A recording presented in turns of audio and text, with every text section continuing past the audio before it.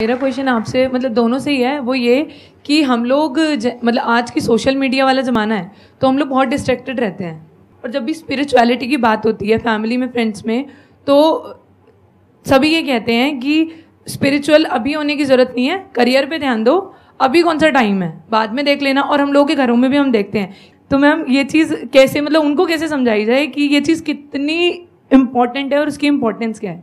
मेरे हिसाब से, और आई थिंक मेरे क्या पूरी दुनिया के हिसाब से, जो भी स्पिरिचुअलिटी को ठीक से समझता है, ये यंग एज प्रोसेस ही है। जैसे अगर आप रिलीजियस वे में भी सुने तो भगवान को हम कुछ भी चढ़ाते हैं वो फ्रेश होता है, प्रसाद है, फूल है, कुछ भी एक दिन दो दिन पहले नहीं होता। तो हम खुद इतने पुराने होके क्यों फिर अपने आप को चढ़ाते हैं? जब आप रिजिड हो चुके हैं, जब आपको आगे कुछ काम खास करना नहीं है, आप रिटायर हो चुके हैं, तब आप उस स्पिरिचुअलिटी का करेंगे क्या? आपकी लाइफ में कोई चैलेंजेस होंगे ही नहीं जब सामना करने के लिए।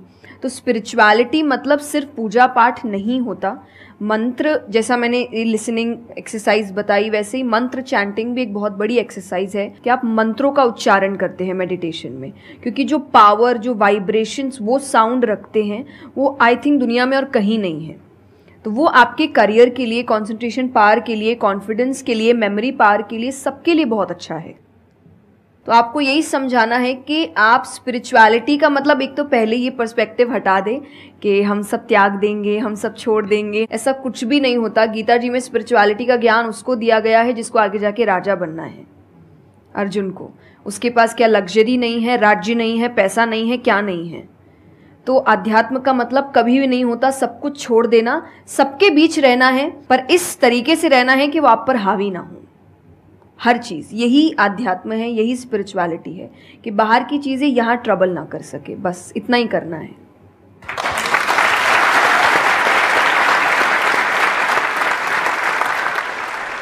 अर्जुन कह रहा है कि क्या मैं सब कुछ छोड़ छाड़ के चला जाऊं?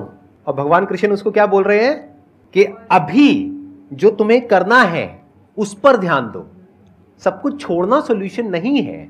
खुद को पहचानो कि तुम क्या हो। जो प्रॉब्लम की पूरी जड़ थी वहां पर, वो ये थी कि अर्जुन भूल गया था कुछ देर के लिए कि वो एक्चुअल में कौन है, जैसे हम भूल जाते हैं। तो भगवान उसको याद दिलाने का काम कर रहे हैं कि तुम एक योद्धा हो, तुम्हारा काम है लड़ना धर्म के लिए। तो भगवान उसको वो ज्ञान दे रहे हैं। ऐसे ही अगर आप एक स्टूडेंट हो तो आपका काम क्या है? पढ़ाई करना। अब आपको देखना है कि उसमें ये जो बातें हैं, इनकी बातें, मेरी बातें, या कहीं भी हमारे जो स्क्रिप्चर्स में बातें हैं, वो किस तरह से आपको काम आ सकती है वो करने में, जो अभी आपकी लाइफ की इस स्टेज में, इस पॉइंट पर आपके लिए करना सबसे इंपॉर्टेंट है। तो स्पिरिचुअलिटी दो तरीके की हो गई। एक वो जो आपको भटका रही है, यानी कि वो लोग जो खुद अच्छे से नहीं समझ पाए स्क्रिप्चर्स को, वो आपको क्या कहेंगे कि सब कुछ छोड़ दो। और दूसरे वो जो एक्चुअल में समझ गए हैं कि क्या बात करी जा रही है, तो वो आपको क्या कहेंगे कि जो भी कर रहे हो उसको करो, अच्छे से करो, पूरे ध्यान से करो, पूरी ईमानदारी से करो, उसमें कोई कमी मत छोड़ो, क्योंकि यही आपको हेल्प करेगी लाइफ में आगे कुछ भी करने के लिए। अगर आज आप अपने काम को ढंग से नहीं कर पा रहे, तो कल अगर स्पिरिचुअलिटी में आपको कोई इंक्वायरी करनी है, स्क्रिप्चर्स को समझना है, क्या वो आप ईमानदारी से कर पाओगे? आप अगर अपना काम ठीक से कर रहे हैं, आपके इंटेंशंस अच्छे हैं, आप ऑनेस्ट हैं, आप पेशेंस रख रहे हैं, आप स्पिरिचुअल है। तो इसीलिए आपको बस अपना काम, जो उन्होंने सही कहा, एकदम ठीक से ईमानदारी से करना है। क्योंकि अगर यहाँ ईमानदार नहीं, क्योंकि जो आपका काम है, तो फिर कहीं और तो ईमानदारी की फिर बात ही क्या कर सकते हैं हम। Hello ma'am. मैम मतलब कई बार हम सुनते भी हैं, बहुत जगह देखते हैं, और कई बार बहुत बार हम पढ़ते भी हैं। मैम मुझे ये पूछना है कि मैम भक्ति क्या है, मतलब भक्ति क्या होती है? आज ये ज़माना अलग हो गया है कि भगवान से भी लेन देन का मामला चल रहा है कि आप मेरा ये काम कर दो तो ये हो जाएगा, और काम एक भी नहीं हुआ तो भगवान बदल ले, कि वही कहीं और माथा टेकते हैं, यहाँ तो काम हो नहीं रहा। तो ये भक्ति नहीं होती। तो एक तो जो परसेप्शन भक्ति का बन गया है कि भजन कीर्तन पूजा पाठ कर लिया और भक्ति हो गई। भक्ति का असल मीनिंग है सरेंडर, समर्पण। और समर्पण व्यक्ति कब करता है? जब पहला चीज़ विश्वास होता है कि वो जो भी करता है वो सही करता है। मुझसे कई बार लोग पूछते हैं कि आप बहुत ज़्यादा डिप्रेशन में नहीं जाते, या कोई, आपने सब कुछ देखा है, चाहे स्ट्रगल है, इंसल्ट है, रिजेक्शन है, हर फील्ड में हर चीज़ होती है, अगर आप आगे बढ़ रहे हैं, कोई पोजीशन पे जाने की कोशिश करें, तो आपको इनका सामना करना पड़ेगा। ये ज़िंदगी के साथ आता है, तो आपको सामना, लेकिन मुझे कभी दिक्कत नहीं दी ये चीज़ें। क्यों? क्योंकि जो मैंने कहा समर्पण, मुझे पता है कि एक ऐसी शक्ति ऊपर बैठी है जो मेरा बुरा नहीं चाहती। तो कई बार बुरी चीज़ें भी मेरी ज़िंदगी में हो रही है, मुझे पता है वो मेरे अच्छे के लिए है, क्योंकि वो कर रहा है। तो ये समर्पण, ये भक्ति है। तो ये आपको हारने नहीं देती। क्यों हारेंगे आप? क्योंकि आपको पता है ना कि वो हारने देगा नहीं। तो आप अपने आप गिरे, आप फिर उठेंगे कि नहीं भाई अभी गिरना शायद ज़रूरी होगा, उसका इशारा है, इसीलिए चलो फिर उठते हैं, फिर आगे बढ़ते हैं। तो अर्जुन ने भी जब समर्पण की बात गीता जी में आती है, तो कई लोग कहते हैं कि धर्म का मतलब होता है अंधविश्वास। नहीं, क्योंकि अगर अंधविश्वास होता, अंधविश्वास में क्वेश्चन करना अलाउड नहीं होता आपको। गीता अगर सिर्फ भगवान की बात होती तो 2 पन्ने में खत्म हो गई होती। ये दोनों के बीच की बात है, जिसमें अर्जुन ये जानते हुए कि सामने कौन खड़ा है, क्वेश्चन करने के तो कोई सवाल ही नहीं था वहां पर कि भगवान लड़ने बोल रहा है, क्या क्वेश्चन करना, पर उसने कंटिन्यूअसली क्वेश्चंस किए हैं। पर उसका भी नाम आया था समर्पण, कि वो समर्पित होकर क्वेश्चन कर रहा था कि ये जो खड़ा है ये मेरे हर सवाल का जवाब जानता है, ये मुझसे कभी कुछ गलत काम नहीं कराएगा, लेकिन इसका मतलब ये नहीं कि मैं अपनी जिज्ञासा बाहर नहीं निकालूंगा, मैं अपने क्वेश्चंस पूछूंगा। तो भक्ति का अर्थ यही होता है कि पहला निष्काम होता है। क्या फ़ायदा मत ढूंढिए कि मेरा काम नहीं हुआ तो भगवान है ही नहीं। भाई भगवान कहाँ है? भगवान होते तो ऐसा होता क्या? वो तो इंसान है, इसीलिए ऐसे हो रहे काम।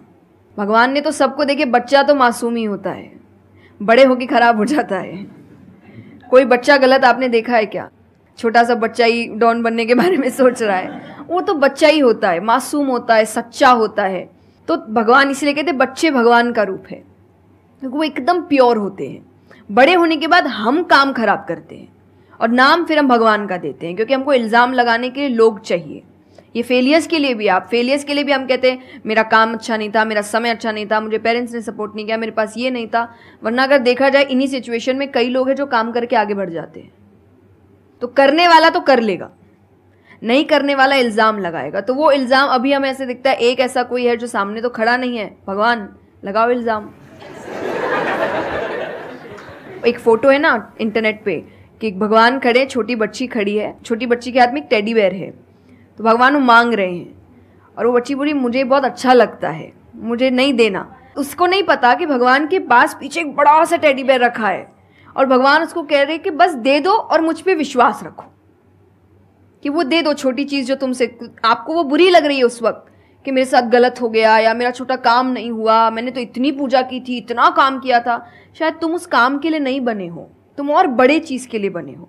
तो निष्काम क्या है कि आपकी भक्ति निष्काम है, स्वार्थ से नहीं बनी है, तो भक्ति आगे बढ़ेगी। दूसरा सरेंडर, कि मेरे हर सवाल का उत्तर सिर्फ उसके पास है। तो ये 2 चीज़ें भक्ति बनाती है।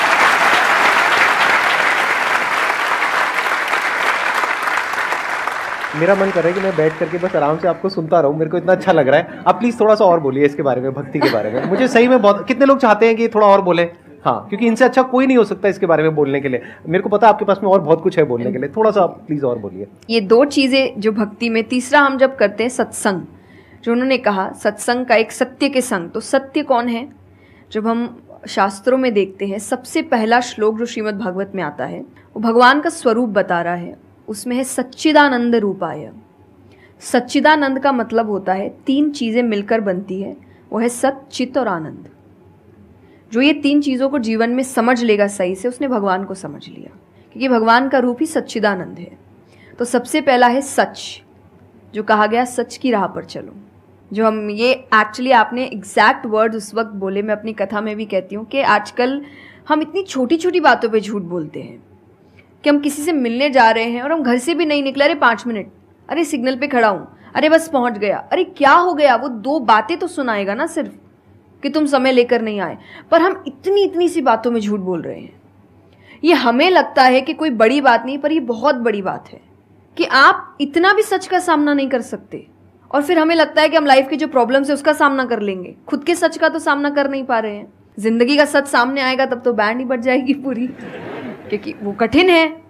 जिंदगी आसान नहीं है, किसी के लिए नहीं, भगवान के लिए भी नहीं हुई। आप राम जी को उठाइए, कृष्ण जी को उठाइए, जब तक यहाँ रहे कोई सुखी नहीं रहा।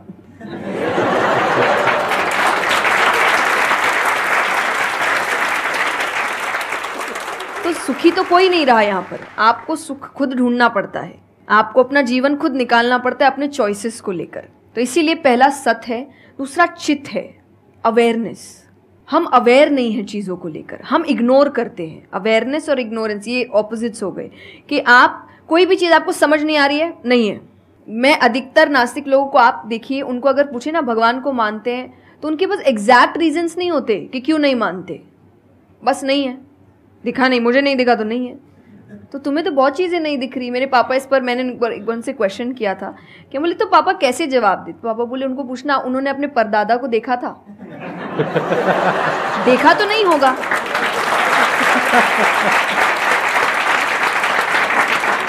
सुना है, दादा से सुना है, पापा से सुना है कि थे, मैंने तो नहीं देखा, तो मैं बोल दूं वो थे ही नहीं। कुछ तो सच्चाई होगी, उसको ढूंढने की कोशिश करो।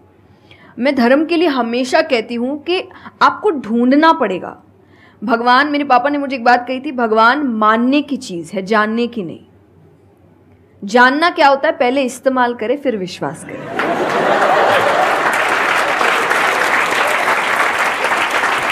कि पहले देखेंगे है कि नहीं है, फिर बताएंगे, तो वो तो भगवान है, वो कहेंगे देख मैं भी घुमाता हूं। वो भगवान है भाई, उनको अगर आप बोलोगे कि मेरे सामने आ, मुझे दिखा तू है कि नहीं, तो बोलेंगे घूम, नहीं दिखाता, कभी नहीं हुई, नहीं जा। तो भगवान मानने की चीज है, मानो वो अपने आप जना देंगे वो कहाँ है। तो भगवान के लिए माना गया कि पहले आपको मानना पड़ता है, दैट इज सरेंडर, कि मैं मानता हूं, मैं इसीलिए पढ़ रहा हूं। अधिकतर लोग अभी पढ़ क्यों रहे हैं, जान क्यों रहे, गलत साबित करने के लिए। और दुनिया के लिए भी, आप किसी भी चीज को जानने की कोशिश करो तो सिर्फ एक खाली दिमाग से जानने की कोशिश करो, अपने दिमाग से नहीं कि मुझे गलत साबित करना इसीलिए पढ़ता हूं चलो। तो फिर आपका दिमाग सीधा उस गलत बात पे ही जाएगा कि देखो मैंने तो बोला ही था गलत है, और उसके आसपास कितनी अच्छी बातें लिखी होगी आप देखेंगे नहीं। पर आपको जो बस साबित करना है, आप उस, लोग सुनते भी आजकल इसीलिए हैं। मैं कथा में एक बात कहती कि बस आजकल कथा ही बची है सुनने वाली चीज, वरना आप कहीं भी दो लोगों को देखिए वो बोलेगा मैं बोलता हूँ, नहीं मैं बोलता हूँ, नहीं मैं बोलता हूँ। दुख देखिए किसी के, प्रॉब्लम्स को एक बोलता है मेरी जिंदगी अच्छी नहीं चल रही, अरे मेरी उससे भी खराब है। आप किसी से मदद भी कहाँ मांगेंगे कि वो एक दुख सुनाओ वो 4 सुनाता है, तो क्या ही मदद मांगे कि तो मेरे से दुखी है, तो मेरे से और 500 रुपये रख भाई।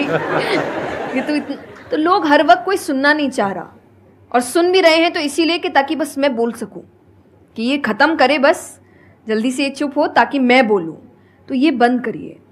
भगवान ने अर्जुन की पहले पूरी बात सुनी थी, एक बार भी बीच में इंटरप्ट नहीं किया, उसकी पूरी बात सुनी। क्यों?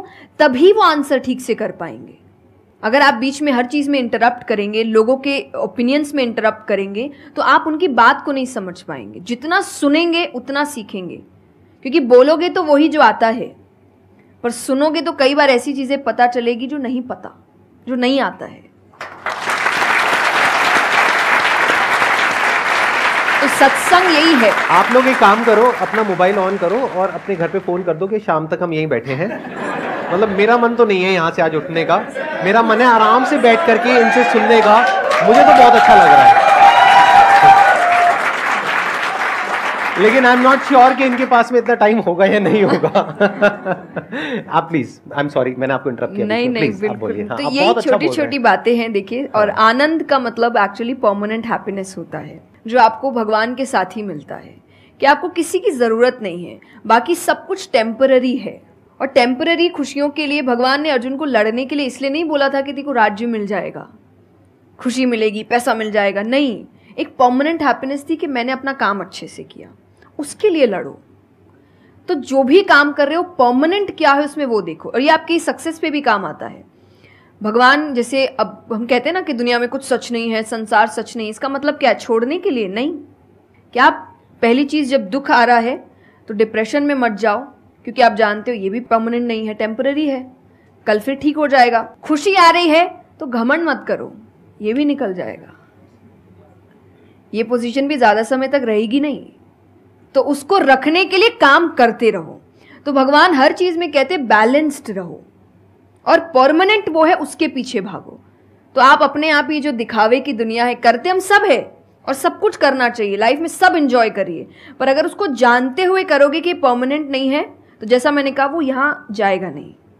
जैसे एक पक्षी है, आप पेड़ पे उसको बैठा दो और फिर जिस ब्रांच पे वो बैठी उसको काटने लगो, और जब तक ब्रांच नहीं गिरेगा वो नहीं हटेगी, क्योंकि उसको ब्रांच पे भरोसा है ही नहीं।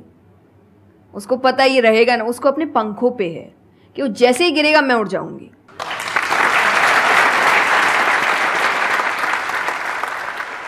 एक सॉन्ग अगर आप प्लीज, उस पे हम एंड कर सकते हैं सेशन को। हाँ।